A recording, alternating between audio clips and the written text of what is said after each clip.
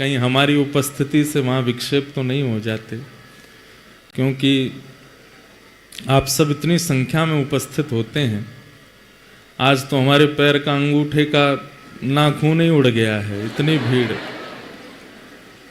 अब पीड़ा में है, हम देख ही नहीं रहे उसको, नीला वीला पड़ गया है पूरा। लेकिन अब क्या करें, सेवा करने के लिए आना तो है। कल कुर्ता की जेब फट गई, वो तो बढ़िया था कि उसमें पैसे नहीं थे वो भी उड़ जाते। लेकिन ये सब आप सबका प्रेम है, श्री वैष्णव भक्त संतों की सबकी कृपा है। बंधुओं, एक बात बहुत ध्यान से सुनिए। भक्ति और वैष्णवता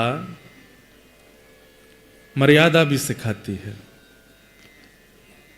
अगर हम अमर्यादित रूप से रहते हैं तो इसका मतलब हमें महासंसारी माना जाता है। कहीं भी बैठ गए, कहीं भी उठ गए, कुछ भी खा लिया, कुछ भी पी लिया, कैसे भी बोल दिया, कुछ भी पहन लिया, कहीं भी टेंटू गुदवा लिए, कैसे भी बाल कर लिए, कुछ भी अपने शरीर के साथ कोई मर्यादा नहीं, ना अपने व्यवहार में, ना अपनी वाणी में, ना अपनी दिनचर्या में, ना अपने उठने बैठने में, ना अपने भोजन पानी में, ना बोलने में, कोई मर्यादा नहीं होती। उसको महासंसारी कहा जाता है। वही तो संसारी है। जो अमर्यादित है वही रावण है, और जो मर्यादा पुरुषोत्तम है वही राम है। जिनके चलने का भी एक ढंग है, बैठने का भी एक स्थिति है, उठने की भी। तानपुरा नहीं है क्या भैया? तो तानपुरा तो रख लेते, न कछु तो स्वर दो। तो जहां मर्यादा है वही वैष्णवता है। हमारी भक्ति में हम आपको डांट नहीं रहे, फटकार नहीं रहे, आप प्लीज हमको थोड़ा बुरा नहीं मानना हमारी बात को, पर हमें ऐसा लगता है, हम वो उस बात का भी पक्ष रखते हैं कि बड़े बड़े उल्टे सीधे काम करने, फिल्म सितारों के पीछे से भागने से अच्छा तो संत महापुरुष कथा वक्ताओं के पीछे भाग लो, उनके संग फोटो खिंचा लो, उनको छू लो। कम से कम आज के युवा व्यसनियों के पीछे तो नहीं है, कम से कम श्री किशोरी जी का नाम गाने वाले, ठाकुर जी का नाम सुनाने वाले, उन्हीं से तो प्रेम कर रहे हैं। उसमें कोई दोष नहीं है, पर उसमें भी अगर मर्यादा है तो वो और सुंदर लगता है। प्रभु श्री राम, हमें लगता है जब लौट करके अयोध्या आए होंगे उस समय सिक्योरिटी गार्ड तो रहे नहीं होंगे, पर लाखों लोग थे दर्शन करने के लिए, करोड़ों लोग थे, पर मर्यादा। दूर से ही देख रहे, दूर से ही बस नैनों की पुतली में विराजमान करने का प्रयास कर रहे हैं। ये बात अलग है कि सबकी इच्छा है कि हम उनको स्पर्श कर लें, पर कहीं ना कहीं मन में ये विचार भी कर लेते हैं कि अगर हम कहीं समीप गए, इतने श्रमित राम जी आए हैं 14 वर्ष के बाद, कहीं हमारे द्वारा कुछ अपराध बन गया, उनको चोट आ गई या लग गई या श्रमित हो गए, तो इच्छा तो सबकी है कि स्पर्श कर लें, हृदय से लगा लें, पर दूर से ही केवल नेत्रों से निहार रहे हैं। नेत्र सजल हैं सबके। हम आपको, हमारे लिए, हम पे तो चढ़ बैठो, हमको कोई दिक्कत नहीं, पर कल को कोई और महापुरुष आवे और भी आवे। हमें पता है कि दंडी सिद्धपीठ जहां हम लोग अभी बैठे हैं, दंडी स्वामी जी महाराज की, यहां बड़ी मर्यादा से रहते हैं सब लोग। यहां पर ही नहीं होता, सब जगह होता है। जहां भी कथा करने जाते हैं वहां एक आध उंगली हमारी कभी फ्रैक्चर होने ही वाली है, ऐसा लगता है। पर हमारे साथ हो जाए कोई दिक्कत नहीं, कल को कोई और आचार्य चरण आए, उनके साथ अगर ऐसा हुआ तो क्या होगा। इसलिए हमें विचार करना चाहिए, हमें मन में भाव रखना चाहिए, खूब श्रद्धा रखो, खूब भाव रखो, सब मन में रखो कि हाँ स्पर्श करना ही है, छूना ही है, पकड़ना ही है। अब हमारे 2 नियम चलते हैं। नासिक में 1 मास की कथा हुई थी, मत छेड़ो, नॉर्मली रहने दो। नासिक में 1 मास की कथा हुई थी, तो वहां बहुत नियम से गायत्री अनुष्ठान किया। तो वहां के महाराज जी ने हमको दक्षिणा में 2 चीज दी। पहली चीज तो दी कि आप कथा से 1 घंटा पूर्व और 1 घंटा बाद मौन रहेंगे और अप्रश्न रहेंगे, स्पर्श नहीं करेंगे किसी का। मौन तो हम रह लेते हैं पर स्पर्श वाला हमारा चल नहीं पाता। जब कोई छू देता है कथा में आने से पहले तो हमें लगता है कि हम महाराज जी के वचन निभा ही नहीं पा रहे, क्या करें। दूसरा उन्होंने नियम दिया कि कम से कम कथा में जब जाओ तब लकड़ी के खड़ाऊ पहनने हैं। और हमें लगता है किसी दिन इन्हीं खड़ाऊओं से ऐसे गिरेंगे कि हमारे 2 दांत जाएंगे आगे के, और फिर ऐसे हवा निकला करेगी कथा में। और फिर जब कथा ऐसी विचित्र सी होगी फिर आप लोग फिर सुनना बंद कर दोगे, फिर क्या करेंगे हम। इसलिए हमारी प्रार्थना है, कोई यहाँ पर ऐसी कोई व्यवस्था सिक्योरिटी की नहीं करनी है हमें ना, हमें अच्छा लगता है पर हमें लगता है अच्छा देखो हमारी तो रही बात, इतने छोटे छोटे बच्चे, इतनी माताएं बहनें, कहीं कोई मनचला व्यक्ति आ गया वो यही ढूंढे कि कब भीड़ हो मैं कुछ करूं, कोई बालक भीड़ में बीच में आ जाए उसके दम घुट जाए। कल एक बहन को यहाँ पे मैंने देखा था, मुंह नीला पड़ गया उसका, कोई कोहनी से पूरा ये दब गया था अंदर। मेरे को उस समय रूह कांप जाती है कि मैं कैसे आऊं कथा करने, मैं कैसे बैठूं सबके बीच में, कैसे सुनाऊं। इच्छा नहीं होती कि हम अपने साथ में कुछ लोगों को लेके, चाहे हमें बहुत बुरा लगता है जब इतने बड़े बड़े मुस्टंडे हमसे भी लंबे चलते हैं ऐसे करके, बहुत विचित्र लगता है, नहीं चाहिए, इच्छा ही नहीं होती, पर क्या करें। इसलिए हमारी आपसे प्रार्थना है, भक्ति मर्यादा सिखाती है।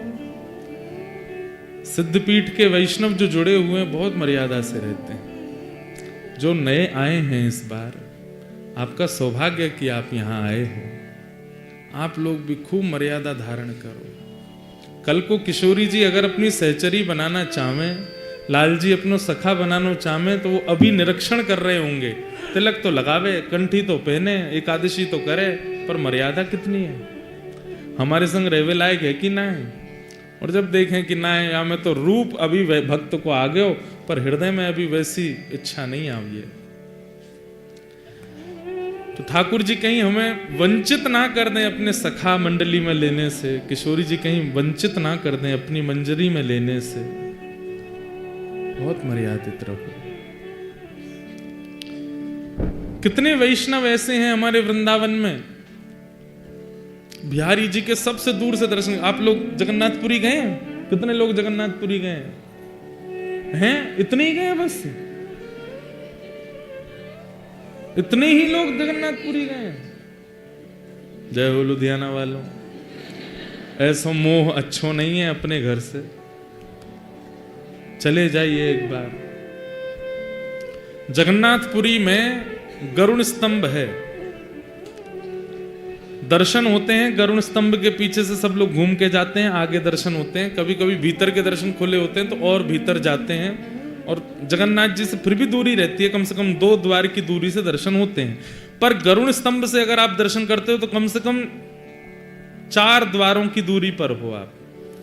और गरुड़ स्तंभ से दर्शन करने में महाप्रभु जगन्नाथ जी केवल इतने दिखते हैं, बीच में सुभद्रा जी, इस तरफ बलराम जी, महाप्रभु जगन्नाथ जी इतने ही दिखते हैं। ये आंख पूरी दिखती नहीं, कितना भी ऐसे कर लो तो भी यहां तक आओगे, पूरा मुख तो दिखता ही नहीं है गरुड़ स्तंभ के पीछे से। श्रीमन चैतन्य महाप्रभु जीवन पर्यंत वहीं से ही दर्शन करते थे महाप्रभु जी का। जबकि महाप्रभु जी जब दर्शन करने के लिए जाते थे तो पंडा पुजारी सब आते थे, भीतर चलो महाप्रभु जी को हृदय से लगा लो, तब तो अनुमति थी। मैंने दर्शन किए हैं वो वाले जिसमें भीतर जाके जगन्नाथ जी को अंक में भरने की आज्ञा थी सबको, फिर बाद में वो अंक में भरना बंद हो गया, केवल आप ब्रह्म वेदी जिस पर ठाकुर जी खड़े उसका स्पर्श कर सकते हो, इतनी आज्ञा। वहां तक मैं गया हूं। लेकिन महाप्रभु जी का जब चरित्र पढ़ा तो महाप्रभु जी के चरित्र में आया कि महाप्रभु जी गर्भगृह में केवल 2 बार गए। एक बार तो जब पहली बार जगन्नाथपुरी पहुंचे, सीधे दौड़ करके भीतर चले गए, मूर्छित हो गए महाप्रभु जी के आगे। और दूसरी बार जब महाप्रभु जगन्नाथ जी में विलीन हुए, अंतिम दिन दौड़ते हुए गए, सीधे जाकर के महाप्रभु जी में विलीन हो गए। हमारे भारत में 2 ऐसे भक्त हुए जो ठाकुर जी में विलीन हुए, भक्तिमती मीराबाई और श्रीमन चैतन्य महाप्रभु जी तो ठाकुर जी का ही स्वरूप माने जाते, पर उन्होंने पूरा जीवन जगन्नाथपुरी में दर्शन किए तो गरुड़ स्तंभ के पीछे से ही किए। किसी ने महाप्रभु जी से पूछा कि आप इतनी दूर से दर्शन क्यों करते हो, आपके लिए तो सब पलकें बिछाए बैठे रहते हैं कि आप अंदर आओ। महाप्रभु जी कहते हैं दो कारण। पहली कारण क्या, प्रेमी झरोके से देखने में जितना सुंदर लगता है ना, उतना सन्मुख आकर के कई बार हमारे नेत्र दोषी है ना, उतना सुख नहीं दे पाते। इसलिए हमारे राधा वल्लभी परंपरा में तो नियम है, राधा वल्लभ लाल जी को स्पष्ट नेत्रों से मत देखो, तो किसी ओट से देखो। राधा वल्लभी परंपरा में नियम है, ठाकुर जी को किसी की ओट से देखो, या तो चुनरी की ओट से देखो, या किसी को आगे खड़े करके उसके किनारे स्पष्ट अपने नेत्रों स्पष्ट नेत्र खोल के लाल जी को देखा तो कहीं उनके तन को कष्ट नहीं हो जाए, इसलिए कहीं हल्की सी ओट लेकर के, कोई सहारा लेकर के, या झरोके होते हैं, जंगला होते हैं, वहां से देखो, या कुछ नहीं तो ऐसी झीनी सी चुनरी ले लो, उसमें से देखो, ऐसे देखो। क्यों? स्पष्ट नेत्रों से देखेंगे कि हमारे नेत्र बहुत कठोर हैं, ठाकुर जी कहीं लग नहीं जाए। तो महाप्रभु जी कहते प्रेमी को ओट से देखने में सुख मिलता है। अब हम जिससे अति प्रेम करते हैं वो जंगला के भीतर बैठो है, स्पष्ट उसके सामने नहीं जा सकते, पर जंगले से उसका एक अंग वस्त्र भी दिखता है ना, तो भी सुख मिलता रहता है। वह दिख रहा है, उसका वो पीला वस्त्र दिख रहा है, उसका गुलाबी अंग दिख रहा है, उसके केश दिख रहे हैं, उसके नेत्र दिख रहे हैं, उसी से सुख मिलता है। और दूसरा कारण, दूर से दर्शन करने का कितना सिद्धांतिक कारण बताया महाप्रभु जी ने कि ठाकुर श्री जगन्नाथ जी 24 घंटा गरुड़ जी को ही देखते रहते हैं। अगर कोई गरुड़ जी से आगे आकर के ठाकुर जी का दर्शन करने का प्रयास करता है तो ठाकुर जी और उचक जाते हैं, क्योंकि गरुड़ जी का वो जो दर्शन, गरुड़ जी ठाकुर जी को देख रहे हैं, ठाकुर जी गरुड़ जी को देख रहे हैं, कहीं उस दर्शन में कोई बाधा नहीं आवे। अब मैं देख रहा हूं महाराज जी को, अब बीच में कोई खड़ा हो जाए, हम क्या करेंगे? भाई ने हटो, और नहीं हटेगा तो फिर मैं ही ऊपर हो जाऊंगा कि महाराज जी मुझे दिखें। तो महाप्रभु जी बोले कि इनके आगे जाने पर महाप्रभु जगन्नाथ जी देखते ही नहीं है, इनकी ओट में खड़े रहते हैं, तो इनको देखते देखते देखते देखते कभी कभी इनके नीचे जो बैठे उन पर दृष्टि पड़ जाती है ठाकुर जी की। बोले गरुड़ जी को देखते देखते महाप्रभु जगन्नाथ जी की दृष्टि कभी नीचे जाती है, तो फिर मैं भी दिख जाता हूँ। वास्तव में मैं देखने कम आता हूं, मैं दिखाने आता हूं कि ये मुझे देख लें एक बार, क्योंकि इनकी कृपा दृष्टि है गई तो सब मंगल है जाएगा। तो मर्यादा बहुत आवश्यक है। आप सब लोग बिल्कुल कान पकड़ के हम क्षमा मांग रहे हैं, हम आपको कुछ कह रहे हैं ऐसा मत सोचिएगा, पर हम हमेशा के लिए कह रहे हैं, चाहे आप राधा वल्लभी हैं, चाहे आप गौड़िया वैष्णव हैं, चाहे आप रामानुजी हैं, चाहे आप रामानंदी हैं, चाहे आप सिद्धपीठ से जुड़े हैं, कहीं से भी हैं, आपकी मर्यादा आपकी भक्ति का प्रमाण है।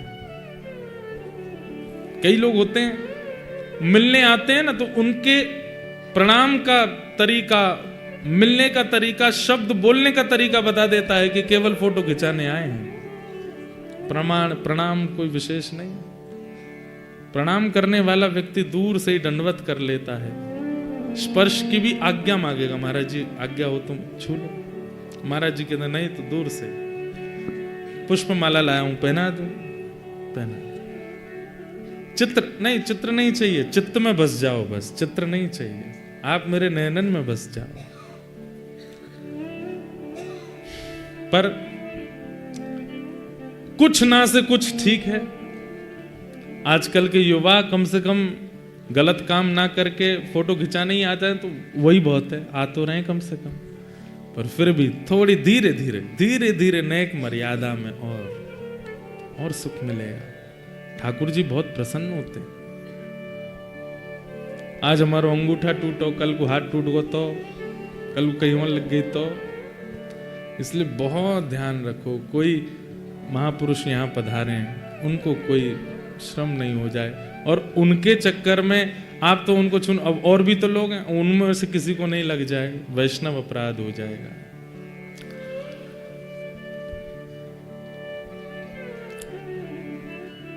जगन्नाथ चक्कानयन जगन्नाथ चक्कानयन। अभी इतना सीरियस राग बजा दिया इन्होंने कि यूं ही लग रही थी कि मैं डांट रहा हूं। तो मैंने की जगन्नाथ जी को याद करके बढ़िया प्रेम से करें, ओ जगन्नाथ।